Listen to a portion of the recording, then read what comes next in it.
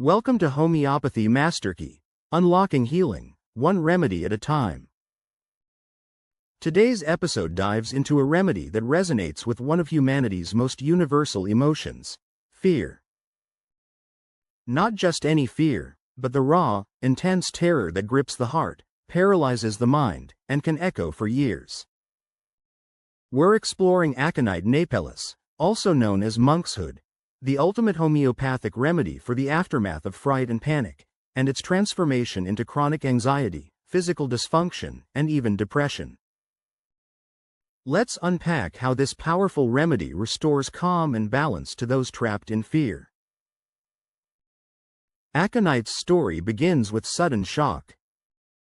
It's the panic that overtakes you after a car crash, the terror of a near drowning, the frozen fear after witnessing a traumatic event. These are the times when you feel death is near, and the long-lasting fear that can follow. It begins in intense fear, and if left unresolved, can sink into deep anxiety and even depression. That's why aconite is the go-to remedy when fear hits fast and hard. It works when fright is the starting point, the kind that slams into your nervous system and never quite leaves.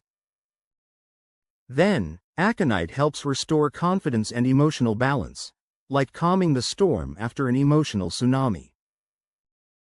Aconite belongs to the acute miasm, marked by sudden onset, intensity, and a desperate need to resolve something right now. In the aconite state, the body and mind scream, "Something is terribly wrong, and I might die." Think of it like a thunderclap on a clear day.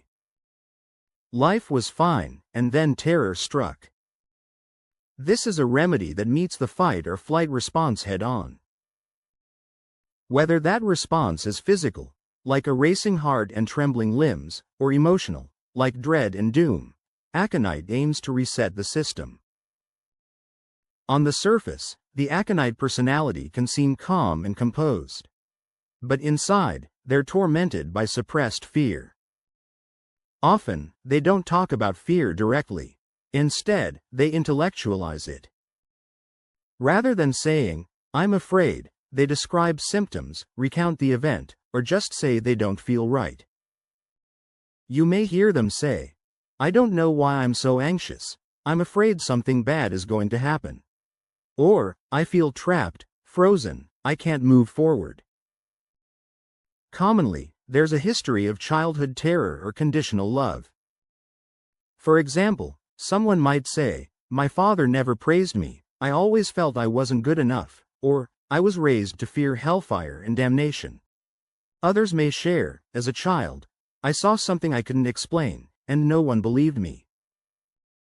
These deeply buried fears turn into self-doubt, emotional paralysis, and over-intellectualization.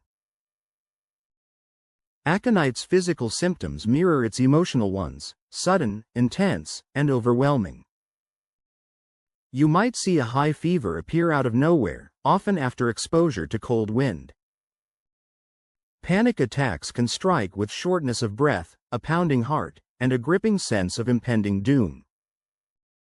Conditions like croup, laryngitis, or pneumonia that can set in rapidly and aggressively. Sudden asthma, especially when triggered by fear or shock. Even the heart may respond, palpitations or sharp chest pain following emotional distress. And for some, inner turmoil rises to the surface as heat flushes or night sweats, revealing just how deeply the body holds onto unrest. One classic keynote of aconite is the intense fear of death, so strong that the person may even name the exact hour they expect it to happen. Aconite symptoms tend to get worse with cold, dry winds, shock or fright, nighttime, sudden weather changes, or lying flat. Aconite symptoms feel better with fresh air, sitting upright, warmth, or having someone nearby to reassure them. To better understand aconite, let's compare it with a few other remedies that also deal with fear, shock, or emotional stress. Gelsemium. Gelsemium also experiences fear, but it's anticipatory, the fear of something about to happen. The person becomes weak, shaky, and mentally foggy, unlike aconite's sudden and intense panic. Staphysagria. Staphysagria is for bottled-up emotions, especially after insult or humiliation.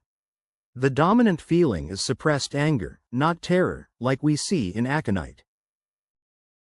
Ignatia. Ignatia is helpful for grief and emotional shock, but it shows up more as hysteria, sighing, and rapid mood swings, rather than the intense terror seen in aconite. Use aconite in acute situations such as panic attacks, sudden fevers from cold wind, emotional shock after accidents, or trauma from natural disasters. It's also helpful for nightmares with physical symptoms and sudden asthma caused by fear. In chronic conditions, aconite can support healing when suppressed fear has left a person emotionally frozen or stuck in survival mode. To better recognize when aconite might be needed, let's look at a few real-life examples. Imagine someone who just avoided a car accident. They're safe, but their heart is racing, their hands are shaking, and they can't stop thinking they might die. Even hours later, the fear hasn't let go. Or think of a child who plays outside on a cold, windy day and suddenly spikes a high fever that evening. He's restless, anxious, and afraid to lie down. And in a deeper chronic case, think of someone who had a medical emergency months ago. They recovered, but the fear stayed. Now they avoid situations that feel risky, wake up with anxiety, and over time, that constant inner panic has turned into emotional numbness and depression. All of these are aconite states, where fear strikes suddenly, and when left unresolved, leaves the person stuck, anxious, or emotionally shut down. Aconite is about unfreezing the soul from terror. It brings breath where there was suffocation, confidence where there was doubt, and connection where fear built walls. It's a remedy of liberation from the mind's prison of fear. At its core, aconite reminds us that fear doesn't have to define us. Even the deepest panic can soften. What was once frozen can begin to move again. It helps the nervous system trust, the heart reopen, and the soul return home, back to a sense of safety, presence, and life. Heartfelt gratitude to Jill Turland for her profound insights into aconite and its transformative healing potential. Her book, Getting Back on Track, has deepened the understanding of this remedy, particularly its emotional and physical applications and its use in Megapotency. This is Homeopathy MasterKey, where we're unlocking healing, one remedy at a time. Don't forget to like, subscribe, and join us next time as we explore another powerful remedy. See you soon.